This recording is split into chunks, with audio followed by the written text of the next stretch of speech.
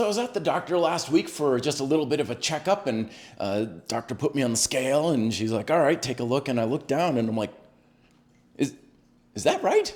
Is that seriously? Am I looking at the right number here? That's a number I have never seen before." And she's like, "Yeah, good." I'm like, "No, seriously, the scale's like calibrated correctly and everything." And she's like, "Yeah, that's about right." I was like, "Holy mother, wow."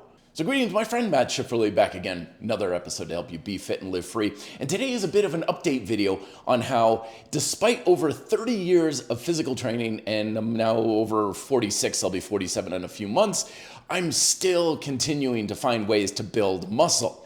And when I looked at that scale, it showed that I weighed 197 pounds at a height of 5'10", which came as a shock to me because not that I really monitor my weight very much, but my weight is usually just dead rock solid for years on end. I spent like 10 years around 185 pounds. About a year ago or so, I was starting to inch up and just barely kiss about 190. And so hitting 197, and I verified this with calibrated scales and several other things in the week after that, I'm looking at it going like, that is much heavier than I have ever been. And yet I'm also still lean. In fact, I'm almost right now, leaner than I've been in years. And my strength is going up and my performance is going up. And I'm getting comments from folks saying like, "Oh, wow, you look bigger in this photo," and things like that. So the evidence is definitely there that I have put on at least another 5 pounds in recent history. And the real funny thing about it is that should not have happened, because I've had so much disruption in my lifestyle over the past several months. It's crazy. I've had friends from out of town come in. My sleep schedule's been all over the place. My work schedule's always all over the place. I have very little stability in my life just because that's the nature of my business and everything. So on paper, lifestyle disruptions, instability, emotional things going on, 46 years of age, 30 years of training, like all this stuff going on. And yet I'm still building. And the real interesting thing is I'm doing almost nothing different on paper. My diet really hasn't changed at all. I'm still doing the same workouts, the same exercises, the same type of programming and stuff. Not a whole lot has changed. And yet what has changed has made such a monumental difference. And I'm going to share with you what that's been in this video. So as I've often said, that the goal here with RDP is to help you get in the best shape of your life, but also while reducing stress or undue stress on body, mind, and lifestyle. And now looking back on what's been going on over the past several months, I realized that's exactly what's been going on. So first and foremost, lifestyle-wise, the past couple of years, I've had a lot of stressors, a lot of emotional anxiety, a lot of internal disruptions and inner friction to the point where it was just hard to get a workout in at all, let alone push myself in my workouts or eat well.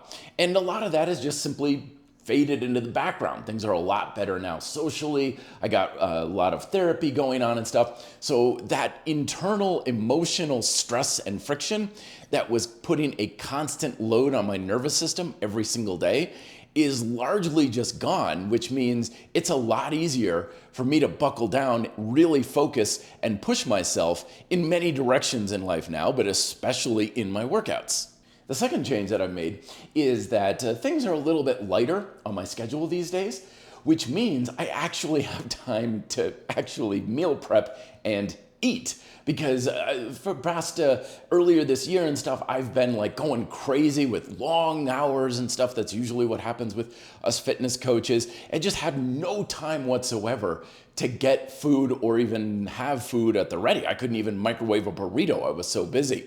And so for a lot of my days, I was just kind of, drip feeding calories and nutrients to me however I could, living on granola bars, Cliff bars, trail mixes. I'd have a Greek yogurt here and there kind of thing. But now that things are a little bit lighter, I'm doing more meal prep and I'm actually having food meals during the day. Lunch is steak and potatoes and then salmon and salad for dinner kind of thing. I'm having more wholesome, satisfying meals. And then the third thing I've done, which has kind of been surprising to me, and don't knock it till you try it, is earlier this year, towards the end of last year, I became much more aware of what a difference it makes to really get a lot more strength and control in the shoulder blades. And so I've been utilizing exercises that I've been showcasing here in my workouts on the YouTube channel to improve that sort of thing.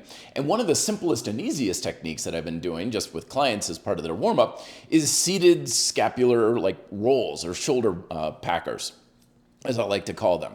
And what this does is it gives you a lot more tension control, mind-muscle connection, so to speak, with the muscles in your back. That gives you a lot more control in general of being able to drive force in towards your spine and down your back along your extension or your posterior chain. And that's made a world of difference in every single exercise that I do. Everything from bicep curls to my hover lunges and leg work, hamstring work, and even just chest flies and stuff are a lot easier on the joints. It's a lot less stressful, but at the same time, giving me much more comfort with the exercises so I can put much more tension in the muscle and go to a much higher degree of fatigue to challenge the muscular work capacity. I'm still doing my adaptive training. I have no regular workout routine. I don't follow any particular kind of diet. Everything is objective based, as I talk about in my books and stuff, because ultimately success with diet and exercise doesn't come from following diet and exercise plans. It's how well you achieve fundamental objectives. That's what's responsible for your results. And when it comes to building muscle, it's all about challenging and progressing your muscular work capacity, eating to satisfy, and just keeping the stress down. And looking back on it now, the shoulder packers, eating more wholesome meals, and having a lot less stress and anxiety in my life means I have less stress on mind, body, and lifestyle, making it a lot easier and more comfortable for me to push myself harder in my workouts and satisfy and fulfill myself with my diet. How do you not build muscle under those circumstances? So that's my update. I'm very pleased with it, although it really is slowing me down on the bike because all of that muscle really does load you down when you're trying to ride up a mountain on a road bike. But nonetheless, I'll take it for now and I'll keep making the gains as I can. But just wanted to give you an update with that. Thank you so much for watching. If you want to learn more about my methods, link is down below, of course, reddeltaproject.com. Have a great week. Best of luck in your workouts. Be fit and live free.